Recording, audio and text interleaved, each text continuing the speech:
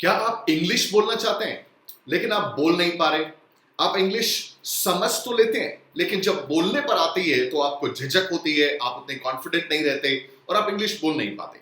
Well, do you know what is the reason behind this? In this video, I'm going to give you 3 reasons because of which I see a lot of people actually struggle to gain command on this language, which is English.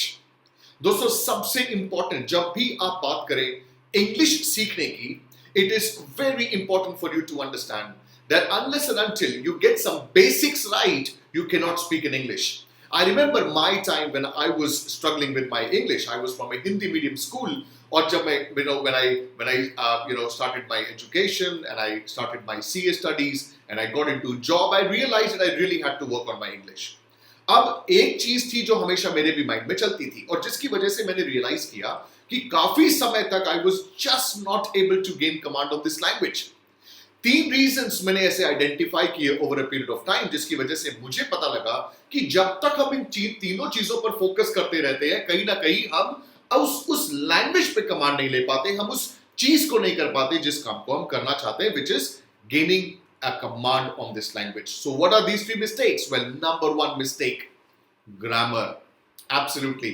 देखिए, बहुत सारे लोग जो सबसे बड़ी mistake करते हैं when it comes to learning English is they want to learn grammar first.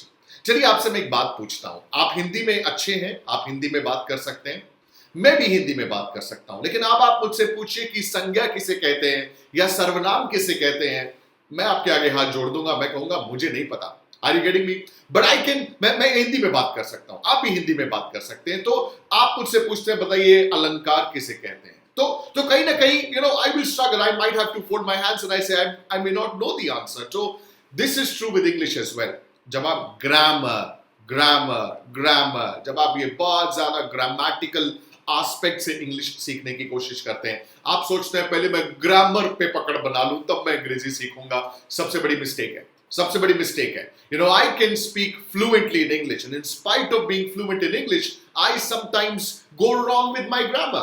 In fact, a lot of people who have excellent command over English, they still go wrong with grammar. So please understand, getting command on this language, your ability to speak in English has nothing to do with your command on grammar. Are you getting me?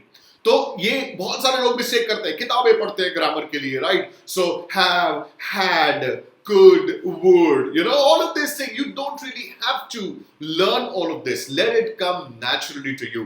देखिए, it's a process.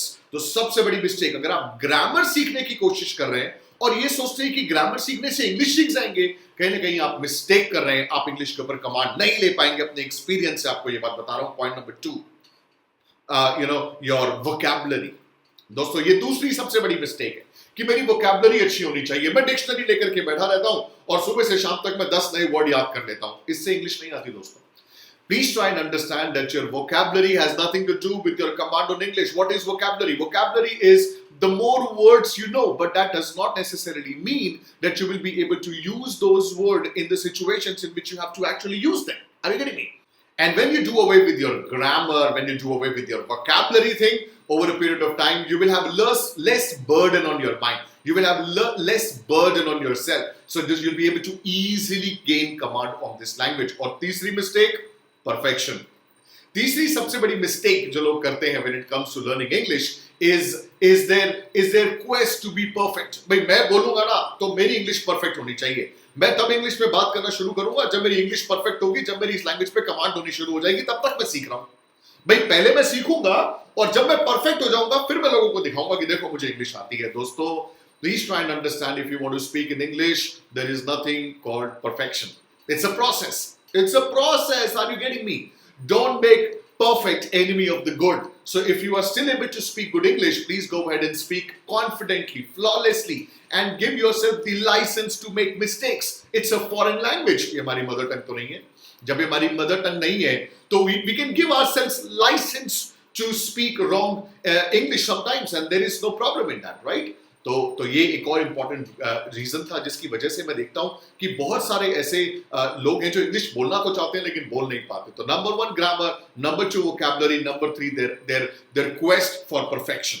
चलिए, ये तो बात हुई mistakes की. अब बात करते हैं कि तो फिर सीखे कैसे. दोस्तों इंग्लिश सीखने का सबसे बेहतरीन तरीका है कि आप एक ऐसा पार्टनर चूज करें जो आपके साथ इंग्लिश में बात करे। तो अगर आपके आसपास कोई ऐसा इंसान है जिससे कि आप इंग्लिश में बात कर सकते हैं, टूटी फूटी इंग्लिश ही सही, इससे फर्क नहीं पड़ता, but if there is somebody that you can speak in English with, go ahead, grab that person and speak with him in English. ऐसा इंसान जो आपको जज ना करे, ऐसा इंसान जिसके आगे आपको झिझक ना हो बोलने में। शायद आपका फैमिली मेंबर हो सकता है, नहीं हो सकता, आपके फ्रेंड्स हो सकते हैं, नहीं हो सकते, but you have to really have somebody who chooses not to judge you, but with whom you can speak in English. And that person gives you the license to speak wrong English because क्या होता है, पहले आप गलत होते हैं, right? So धीरे-धीरे you improve and eventually you gain command. और अगर in case आपके पास ऐसा पार्टनर नहीं है, तो आपको कोई प्रॉब्लम नहीं है, आपके लिए कोई दिक्कत और सोचने की बात नहीं है। इसी वीडियो के डिस्क्रिप्शन के अंदर एक फॉर्म है, एक लिंक है। आपको क्या करना है, आपको उस लिंक पे जाना है, उस फॉर्म को ओपन करना है और अपनी डिटेल्स फिलअप करनी है। Because we have recently started this service for people who want to learn how to speak in English, जिसमें हम आपको प्रोवाइड करेंगे एक पार्टनर, जो पार्टनर आपके साथ बातचीत करेगा इंग्लिश में।